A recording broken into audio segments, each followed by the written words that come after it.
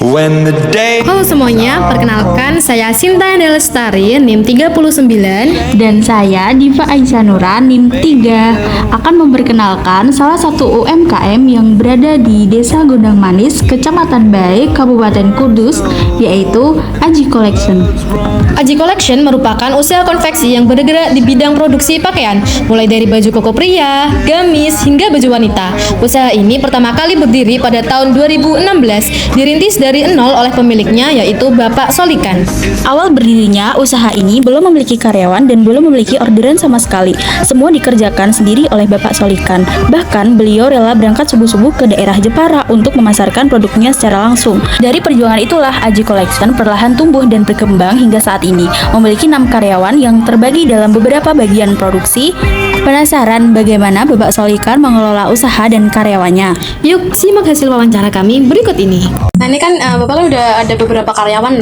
Nah, itu cara Bapak mencari dan merekrut karyawan untuk bekerja di konveksi ini tuh melalui apakah melalui kenalan atau dari desa-desa sekitar atau dari kenalan ada, terus lewat online juga ada. Kalau online lewat Facebook. Loker, ya kan ada tempat loker itu kan ada. Loker tapi di apa ya, di kan ada yang khusus konveksi gitu. Area Kudus ya, area Kudus, area Jawa Tengah, area Indonesia itu kan ada komunitasnya jahit gitu. Nah, untuk persyaratannya yang online atau maupun yang langsung itu ada gak, Pak? Ya, pastinya itu. Dulu sih pernah kita gonta-ganti karyawan itu. Dulunya kepinginku itu mereka bisa bertahan di sini. Aku butuh nggak usah yang pro gitu loh. Jadi tak belajari di sini biar dia belajar juga tentang jahit. Dulu pernah itu, tapi nyatanya ya sudah bisa keluar, dan biasa. Aneh jahit itu memang seperti itu, keluar masuk karyawan itu sudah biasa, karena kita belum menerapkan sistem, masih kontemporer lah, jadul gitu loh. Kalau kita sudah menerapkan sistem mungkin aja bisa. Berarti kita belum. Ini belum. Oh, jadi konsepnya gimana? Konsepnya ya home industry itulah ya, masih apa ya, belum terbentuk untuk sistem. Itu dulu tuh Bapak pernah menerima yang benar-benar dari nol, kayak cuma sekitar daftar tapi nggak punya kemampuan gitu loh, Pak? Pernah ada. Jadi sampai dilatih sampai bisa, jadi orangnya itu malah keluar gitu. Iya. Kadang ada yang apa ya, baru kemampuannya baru sedikit, dia untuk berani di sini, dan aku pun meresponnya dalam arti monggo lah, ayo belajar gitu. Jadi kadang mereka juga minder karena kemampuannya nggak sesuai dengan yang sudah senior di sini gitu loh. Kadang minder, terus akhirnya paling mentok 1 minggu, kadang 2 hari udah keluar. Ya minder kan, nggak bisa gitu. Itu emang minder atau kenapa ya? Lingkungannya Minder sih, terutama minder. Lingkungannya juga ada penekanan dari setiap karyawan itu ada. Jadi dia kan tetap tak masukkan di tim itu. Jadi dia nggak bisa, itu kan nanti treatmentnya nanti rusak. Berarti waktu karyawan itu udah diterima, itu apakah langsung bekerja atau Bapak latih dulu gitu? Langsung sih, langsung kerja gitu ya? Nggak ada pelatihan? Nggak ada. pengenalan gitu? Pengenalan paling tak taruh di yang tanpa resiko, dalam arti mesin itu ada yang tanpa resiko, terutama di mesin jarum 1 jahit itu tanpa resiko. Kalau sudah mesin obras itu ada pesonya, jadi nanti kebablasan apa nanti nggak jadi. Disitulah cara saya untuk mengetahui keahliannya dia itu di situ. Tapi kan itu jarang juga, yang kesini juga ya pastinya sudah pro. Kira-kira karyawan yang di sini yang udah bekerja di sini itu sudah bisa memenuhi produksinya, produksi atau masih kurang nggak gitu, Mas?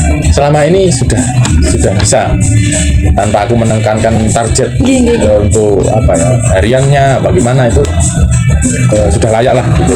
Untuk kesulitan yang paling Bapak hadapi dalam mengelola karyawan itu, misalnya kayak susah cari yang terampil atau karyawan yang sering berganti gitu. Susahnya itu bukan masalah cari sih, susahnya itu Ngatur. mengatur mereka gitu, terutama orang jahit malah yang diatur malahan, karena orang jahit itu kalau bahasa Jawanya itu sok rewel, sok mudah patah gitu loh, dalam arti Sensitif. sensitif itu orang jahit itu pasti itu problemnya di sana-sana juga seperti itu. Itu Bapak ngatasinya gimana? Ngatasinya ya tiap hari kita itu omong gitu, dan nanti akhirnya keterbiasaan dia. Karyawan itu sesuatu yang kayak apa ya, toksik lah gitu loh, jadi membuat mereka itu berani antar temen sama ownernya gitu. Ada seperti itu, memang ada perlawanan itu. Terus Bapak keluarkan. Jadi memang harus dikeluarkan. Dan setelah keluar ya kita kerjanya nyaman gitu, memang nyaman, tidak ada yang kerjanya dulu itu kayak kemerungsung gitu loh, dan udah dikeluarkan akhirnya adem-adem aja. Itu Bapak taunya orang itu toksik itu dari aduan karyawan atau Bapak sendiri? Aduan karyawan, iya, aku lihat dia juga iya gitu, lihat langsung dia caranya untuk mengerjakan perilakunya udah kelihatan. Untuk terkait yang karyawan yang tiba-tiba tidak masuk kerja tanpa kabar, biasanya itu Bapak menyikapinya gimana? Nyikapinya selama ini sih paling ya marah-marah gitulah, wajar gitu. Terkait yang biasanya yang karyawan datang terlambat itu ada teguran atau potongan gitu. Pasti tak tegur itu.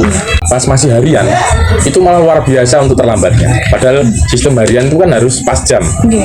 Jadi start jam 8, itu karyawan itu masuk sini ada yang setengah 9, ada yang jam 9.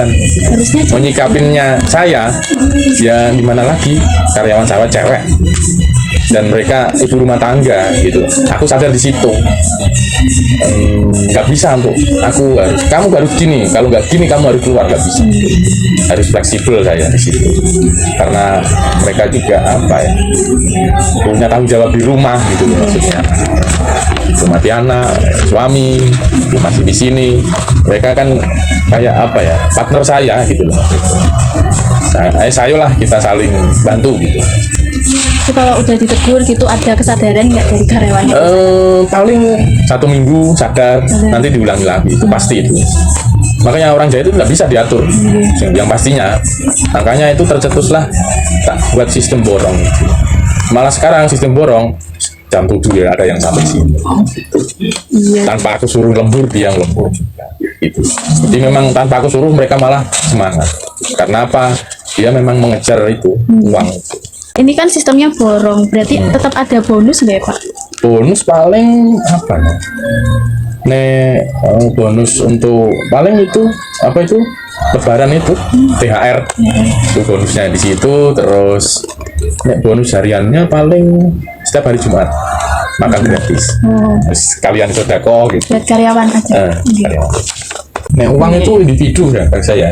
Sering sih dalam arti untuk pembayaran misalnya lebih sedikit ya sono gitu. Ambil aja gitu. Nah, ada karyawan yang keluar ada pernah ya? Biasanya karena alasan karena upah, pindah tempat kerja atau alasan lain. Upah ada, dulu pernah ada cowok-cowok itu di sini padahal aslinya sama. Pada akhirnya sama gitu. Bukan upahnya itu kacak 5.000. Kan sistem sana juga harian, sini harian. Sana lebih unggul 5.000. Terus dikasih makan 1 kali gitu ya. Dan itu pun mungkin itu yang nggak selamanya lah. Itu kan karena gaya karyawan aja. Waktu itu mungkin aja gitu. Kalau yang sistem pindahan kayak dari harian ke borongan itu dari kapan? Mulainya tuh awal 2003. Pokoknya setelah COVID 2004. Itu ada perubahan. Perubahannya luar biasa. Dari perubahan apa sih? di karyawannya sendiri. Di aku juga, aku tanpa ngatur sudah beres semua gitu. Ini tantangan terbesar dalam mencari dan mempertahankan karyawan seperti itu, yang benar-benar bisa membuat melancar usaha ini gitu, dari Bapak. Karena borong itu niatnya itu terotomatis. Yang penting ada apa ya? Biasanya garapan, ada kerjaan gitu loh. Kayak karyawan saya yang cowok itu, dia kan satu orang tapi operatori semua. Dia minta satu, gitu, tak bikin sendiri gitu. Dia mengultimatum saya, yang penting di sini ada kerjaan, pasti tak lakukan. Aku nggak mau untuk sana sini lirik sana lirik sini, enggak. Aku di sini, kamu kasih kerjaan gitu loh. Itu karyawannya. Ya, sampai seperti itu. Pokoknya dia tuh bagi saya sudah loyal untuk usaha saya ini. Yang cowok tuh ada berapa? Yang cowok ada berapa Pak? Di sini cowoknya 1, 2, 3, cowoknya 3, ceweknya itu ada 1, 2, 3, 4. 7 ya Pak? Itu cowoknya ikut produksi juga. Cowoknya ya, Iya sama. produksi itu yang ada yang satu tanpa punya keahlian di operator, tapi tak taruh di bawah untuk badilin finishing dia, badilin yang benang-benang yang ada keluar itu. Itu kira-kira tuh untuk pembagian gajinya atau kan tuh masing-masing kan kita punya tugas masing-masing kayak tadi finishing. Dan kalau boleh tahu itu gajinya beda-beda atau mulai dari berapa ya? Kita sekarang kan sudah borong, jadi kita mengerjakan ya ada yang cewek-cewek itu kan dia satu tim, jadi nek untuk gaji ya kita perpicis gitu. Dan borong kan perpicis kita gajinya. Paling yang cowok itu yang di bawah, yang finishing itu yang masih hariannya dia dari awal dia 2018 sampai sekarang itu hariannya dia 100.000. Karena juga teman saya gitu memang tak istimewakan. Berarti kalau yang cewek itu kan tadi kan perbagian ya? Per pitch. Per picis Itu ya. per pitchnya berapa? Sekarang 2.000 per picis. Biasanya itu satu hari berapa pitch? Satu hari sampai 150. Revisi itu kan ada beberapa orang ya. Ada yang satu berarti orang, sama. ada satu orang yang dari full mengerjakan satu orang yang cowok itu, cuma satu orang, dia sampai awal sampai akhir.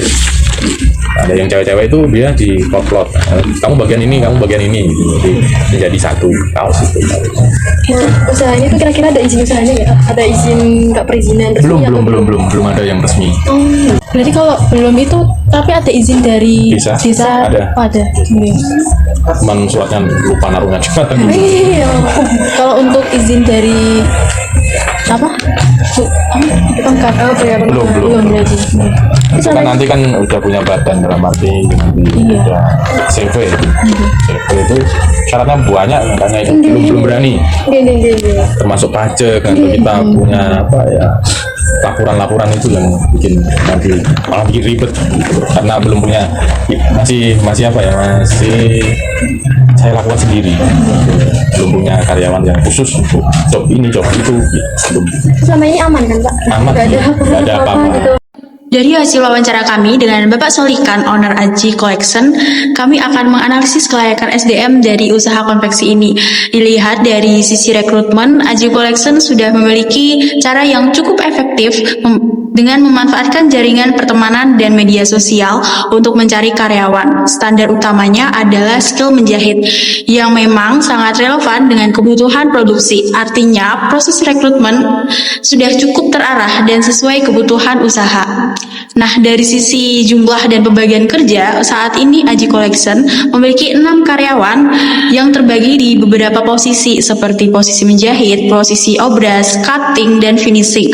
Untuk skala konveksi rumahan, jumlah ini sudah cukup memadai dan pembagiannya itu sudah sesuai dengan alur produksi yang ada, sehingga dari sisi kuantitas dan struktur kerja SDM ini bisa dikatakan layak. Dari sisi sistem pengelolaan, Aji Collection ini memang masih menjalankan konsep home industry yang sederhana dan fleksibel. Hal ini sebenarnya cukup umum di usaha konveksi skala kecil dan bukan berarti menjadi hambatan, tapi justru dengan pendekatan yang lebih personal, hubungan antara owner dan karyawan terasa lebih dekat dan cair. Kedepannya, menambahkan beberapa sistem sederhana seperti aturan kerja tertulis atau pencatatan kehadiran bisa menjadi langkah kecil yang berdampak besar untuk perkembangan usaha ini. Dari sisi motivasi dan produktivitas, perubahan sistem dari harian ke borongan di tahun 2024 terbukti menjadi keputusan yang tepat. Karyawan menjadi lebih produktif dan inisiatif tanpa harus diawasi terus. Hal ini menunjukkan bahwa sumber daya manusia yang ada sebenarnya mampu bekerja dengan baik apabila diberikan sistem yang mendorong motivasi mereka. Lalu, kalau dilihat dari sisi lingkungan kerja, pendekatan personal yang diterapkan Bapak Solikan terbukti efektif menjaga kenyamanan tim. Ketika ada karyawan yang mengganggu, keputusan tegas diambil demi kepentingan bersama. Hal ini menunjukkan bahwa owner itu memahami pentingnya menjaga kondusivitas lingkungan kerja.